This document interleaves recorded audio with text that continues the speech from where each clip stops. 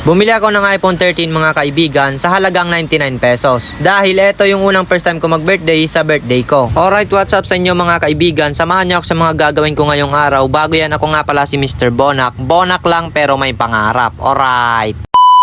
Ito ang unang first time ko mag-birthday sa birthday ko. Sabi nga ng kasabihan, pag birthday mo, malapit ka na daw mamatay. Kaya bago ang kamatayan na yan, bibili muna tayo ng bagong cellphone. Etong cellphone ko kasi mga pre, naghahang na siya pag gumagawa ako ng ML content. Madami na kasing BOD sa loob, kaya panahon na para palitan. Si Kabatak nga pala at Jumo ang kasama kong bibili ng cellphone. Dahil hindi ako maalam pagdating sa walang kwentang iPhone na yan pre. Basta smooth, palag na yan boy. Mas gusto ko sana Android. Kaso 2025 na nga pala no. Doon na tayo sa mas okay yung quality. Bago tayo mapunta sa quality na yan, may nadaanan kaming naka-hoodie ni Lucky. Tignan mo naman yan boy, eto angas oh. Saan kaya may nagbebenta na ito dito sa Bungaw no? Hindi siya ganun kaganda pero nagagandaan ako boy. Basta, nakalimutan ko na naman. Cellphone nga pala ang pinunta namin dito sa Bungaw. Kaya pupunta na kami dun sa shop ng nagbebenta ng cellphone. Matagal-tagal ko nga rin pala inantay ang araw na to. Kasi nung Ramadan pa dapat ako bibili ng cellphone. Kaso naubusan ng stock. Sa sobrang swerte ko sa kamalasan, pagkarating namin dito sa shop nila, hindi lang basta sarado, wala ring tao. Kaya habang wala pang tao, binilang ko muna yung pera. Baka kasi may kulang, Diyos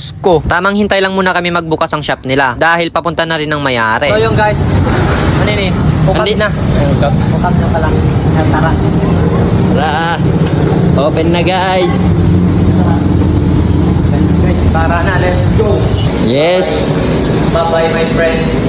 Unang lapag, iPhone agad, alright. Ito yung sinasabi kong masarap pang ML boy. Bukod sa smooth na, nakaka-addict pa. Kaso may problema dahil wala na daw available na casing sa walang kwentang iPhone na to. 13 Pro nga lang pala ito, kaya mas malaki pa yung Android ko. Pagkatapos namin bumili, dali-dali na rin kami umalis dahil inabot na kami ng gabi. Let's go! Let's go!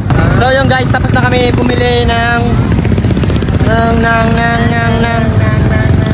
paipain kita. Tapos na kami bumili ng fucking phone, kaya may bibilin lang si Kabatak na ewan. Basta gamit, basta bahala na. Basta bahala na boy. Tara ko.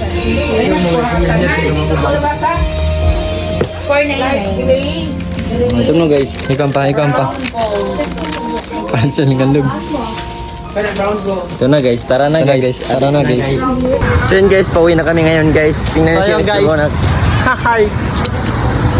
Yung call niya to din ko niya guys, yung cellphone niya mabukasan. Para safe, bisa para safe. Para safe daw.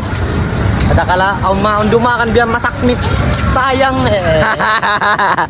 So yan guys, i-loan niya pa kuno palang box ng iPhone niya para safe. Safety first. Wow! Hihi! Pang-giveaway na. Pang-giveaway na? Ay, cellphone ko yan ah. Sorry na.